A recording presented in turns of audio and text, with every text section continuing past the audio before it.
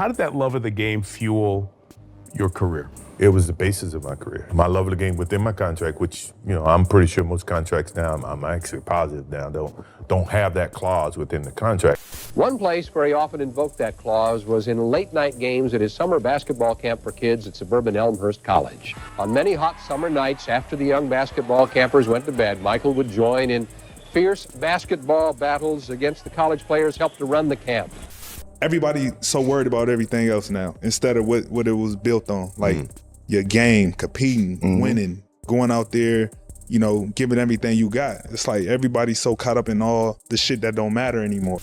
You see the players of today's basketball with that mindset to achieve greatness?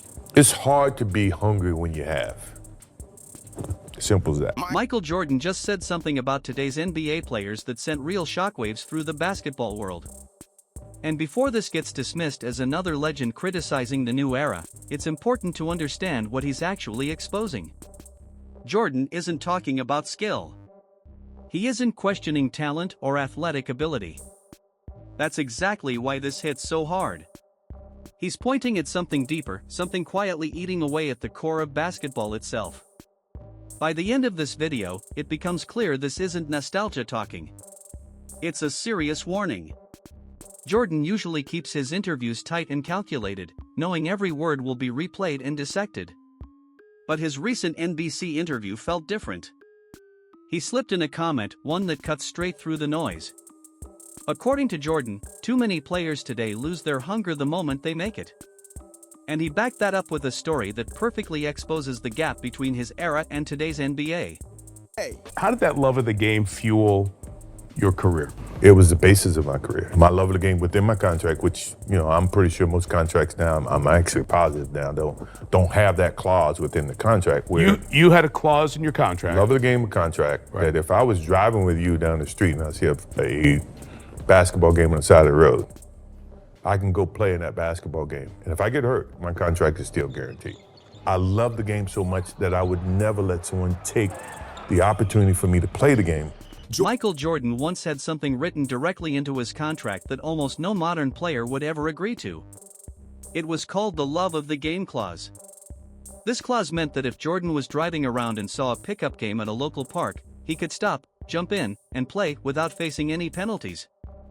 Even if he got injured in that random pickup game, his entire NBA contract would remain fully guaranteed. Jordan loved basketball so much that he made sure no one could ever stop him from playing, even if it meant risking everything. And this wasn't just for show. He actually used that clause regularly, especially during his summer basketball camps. After the kids went to sleep, Jordan would quietly sneak out and play brutal, no-mercy pickup games against the college players working the camp. Do you see the players of today's basketball with that mindset to achieve greatness? It's hard to be hungry when you have. Simple as that. I mean, if you don't have, you are willing to do whatever you have. So my mental approach was go in, do my job, be the best basketball player I can be, and all the chips and everything outside of that, I had people that was handling that, But basketball court, I'm handling. This was a man who already had championships. Already had money. Already was the biggest name in sports. And there he was at midnight playing pickup like his spot was still on the line. That's what makes this story different. Jordan wasn't just having fun. He was proving something deeper about what truly drives great players. This is where the conversation gets uncomfortable. Jordan said something most people don't want to hear, but know is true.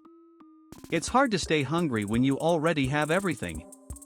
In his era, players had to fight for every dollar, every minute, and every ounce of respect. Nothing was handed to them. And when they finally made it, they didn't slow down, they pushed even harder. Because they never forgot what it felt like to have nothing. And they refused to ever go back there. Now it's like, it's a prerequisite. Everybody has to have a logo. Everybody has to have a... why, right? Well, I'm pretty sure I'm part of the reason why everybody tries to get a logo, but... Brand, right? A brand. Right, brand Jordan. But the thing is that brand is established based on what I did on the basketball court. Flashback. Michael Jordan, the Magic Johnsons, Larry Bird, Charles Barkley's, we earned what we got. When the corporate America came to us, we had a game that could validate their admiration and what sponsorship and all that, yeah. Now they get that before they play one game. Today's NBA operates on a completely different system. Players are signing contracts worth $200, $300, even $400 million. Role players who once scraped by on minimum deals are now making $20 million a year. Jordan's point isn't about the money itself. It's about what happens after the check clears. For too many players, hunger disappears the moment the money hits. Sitting out for minor injuries becomes normal. The edge fades. The desperation that earned the contract slowly dies. Jordan backed this mindset with one of the wildest stories from his career. After injuring his foot, doctors warned him there was a 10% chance of serious brain injury if he returned too soon.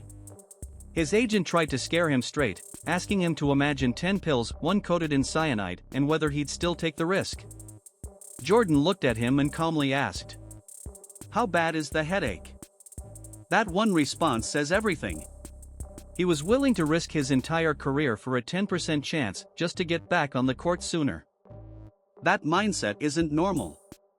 And that's exactly why he became Michael Jordan and exactly what he believes is missing today. And you know, at that time it was about 10% chance that I can re-injure my ankle or my foot. He says, if you have a headache and you got 10 tablets and one of them is coated with cyanide, would you take the Tylenol? And I looked at him, I said, how bad is the headache? The money isn't even Jordan's biggest issue with modern basketball. Something worse is happening, and it starts long before players ever step onto an NBA court. Today's players are landing brand deals, signature shoes, and massive endorsement contracts before they've played a single professional game. In Jordan's era, players like Magic Johnson, Larry Bird, Charles Barkley, and Dr. J had to dominate at the highest level first. They had to win games. They had to pack arenas. Only then did brands come calling. When they did, those players had already proven who they were. Their performances justified every dollar. You know, I didn't put the brand before I put the work. Mm-hmm. You know, Right. I put the work first, and then the brand evolved based on the work. Right. A lot of times it's different. You see it in every sport, not just basketball, football, baseball. Everybody's walking around with a logo and a hat, and I get it. But whatever I did here is never going to affect what I do on the basketball court. With great power comes great responsibility. Today's system works completely backwards. If you're a top draft pick and Nike hands you a $50 million shoe deal before your first NBA game, where's the pressure? Where's the desperation? You're already rich. Already famous. Already set for life. The work is supposed to come before the reward. But now, the reward comes first and the work becomes optional. Jordan understands branding better than almost anyone. His brand is worth billions. But the difference is simple. He never put the brand ahead of the grind. Everything he built off the court came directly from what he did on it: dunks, championships, clutch shots, relentless competitiveness. Today, players are building brands on social media, launching logos and merch before they've won anything that truly matters. As long as you understand that this is always going to be what you're remembered for, basketball and your love for basketball should always be pure. We would play this game, I've always said this, we would play this game for free. We did. And now we just so happen to get paid for it. Generationally, you know, I like to think that most of the time that people will remember Michael Jordan based on what he did on the basketball court, and not always the commercials that he did. If you can balance both worlds, like Cade Cunningham, and use money as fuel to work even harder, that's special. But for every Cade, there are 10 others who get the bag and immediately ease up. Today, it feels mandatory. Everyone needs a logo. Everyone needs a brand. Even role players have signature shoes. In Jordan's era, having your own shoe meant you were elite. It was rare. Earned. Respected. The cruel irony? Jordan's own brand athletes are the clearest examples of the problem he's warning about. Zion Williamson was supposed to be the next chosen one. Rookie max shoe deal. Endless hype, then injuries, conditioning issues, and lost seasons. Ja Morant was the most exciting player in the league until off-court incidents, suspensions, and immaturity derailed everything. Both wear the Jordan logo. Both prove exactly why giving players everything too early doesn't work. Jordan built his empire by earning respect through work and winning. These guys were handed the keys and fumbled them fast. It's just amazing how Michael just became who he was, not just as a player, but an endorser, carrying the league on his back, with great players still in the game. Bird still playing and Magic still playing. I mean, everybody was looking toward Mike. There's an old saying that fits perfectly. The hungriest wolf isn't the one on top of the hill, it's the one still climbing it. Jordan lived by that. Even after winning championships, he played every night like he still had something to prove. What made Jordan special went beyond hunger and work ethic. He had a rare balance, ruthless competitiveness mixed with deep respect for the game. He respected the fans. He believed in giving them their money's worth every single night. That mindset is what's missing today. The NBA is entering a new era. LeBron is nearing the end. Curry and Durant are aging. The league needs new faces: Luka, SGA, Wembanyama, Anthony Edwards. Jordan's warning to them is simple. Talent isn't enough. Skill isn't enough. Excitement isn't enough. If you want to be the face of the NBA, basketball has to come first, above money, fame, and branding. That's the Jordan blueprint. This isn't just criticism.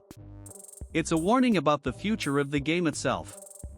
So the real question is this: is anyone actually listening?